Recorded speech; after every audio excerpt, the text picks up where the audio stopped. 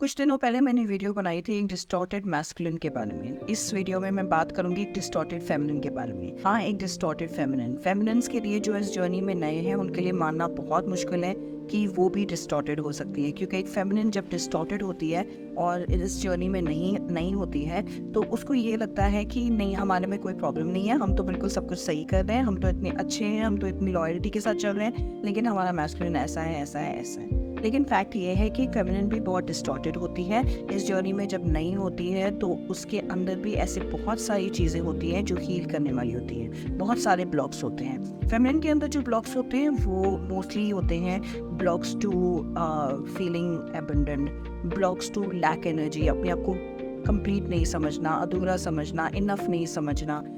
Fears होते हैं उनके अंदर, फियर्स की उनके मैस्कुलिन को छोड़ के चले जाएंगे, फियर्स की वो अकेले रह जाएंगे, फियर्स की अगर उनकी लाइफ में कोई पार्टनर नहीं रहेगा तो वो क्या करेंगे। ऐसे कई सारे फियर्स होते हैं और इनसिक्योरिटीज़ होती हैं एक फेमिनिन के अंदर, और उसकी वजह से वो भी एक डिस्टॉर्टेड एनर्जी मानी जाती है।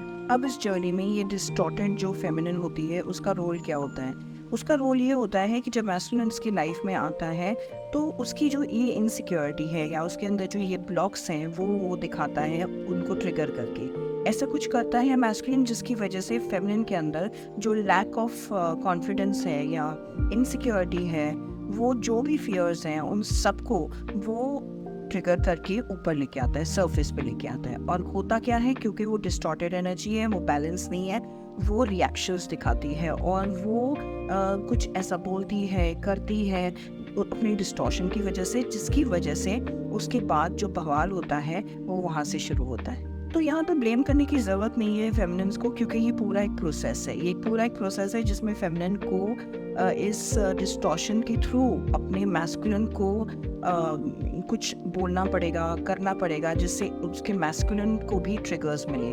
मोर ओवर इस डिस्टॉर्शन की वजह से फेमिनिन का ईगो ब्रेक होता है। वो जब देखती है कि जो उसका पुराना बिलीफ सिस्टम था वहाँ पे कुछ भी नहीं हो पा रहा है, उस पे स्टैंड नहीं ले पा रही है, अपना ईगो शैटर हो रहा है, dark night of the soul आता है, टॉप मोमेंट्स आते हैं, तब उसकी journey towards inner work start होती है। तो ये फेमिनिन का डिस्टॉर्टेड होना भी ज़रूरी है, क्योंकि ये पूरे प्रोसेस है। वो हील कर लेती है, वो अपनी डिविनिटी में आती है, वो डिवाइन फेमिनिन बनती है, उसकी क्वालिटीज़ चेंज होती हैं। डिवाइन फेमिनिन जो है बहुत ही बैलेंस्ड होती है, वो अपने पावर में होती है, उसको अपने ऊपर कॉन्फिडेंस होता है, वो बहुत कंप्लीट फील करती है बिना अपने मैस्कुलिन के भी।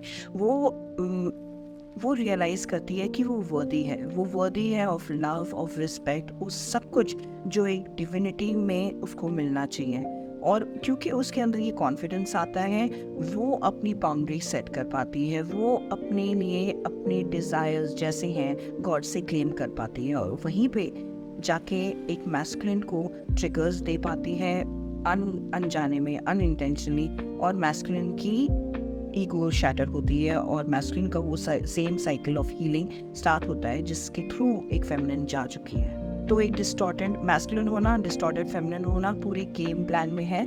इसको हम ऐसे मान सकते हैं कि एक प्रोसेस है अपनी डिविनिटी की तरफ, अपने हार्मोनियस यूनियन की तरफ। तो अगर आप ऐसी कोई फेमिनिन हैं जिसमें आपको फील होता है कि आप एक लैक एनर्जी से, एक नीडी एनर्जी से अपने मैस्कुलिन के पीछे भागे जा रहे हैं, तो प्लीज़ अपने आप को जज मत करिए। एक प्रोसेस है, यहाँ पे अपने आप को कंपैशन देना है, इनर वर्क करके अपना सेल्फ लव में आना है और अपनी डिविनिटी को क्लेम करना है, और इस प्रोसेस के थ्रू मूव करके अपनी डिविनिटी में, अपनी डिवाइन फेमिनिन रूप में आना है। अगर आपने अपनी स्टोरी मेरे साथ शेयर करनी है, ट्विन फ्लेम जर्नी आपकी शेयर करनी है, तो प्लीज़ मुझे मेल करिए। मेरा मेल आईडी आपको डिस्क्रिप्शन बॉक्स में मिलेगा। God bless you and take care.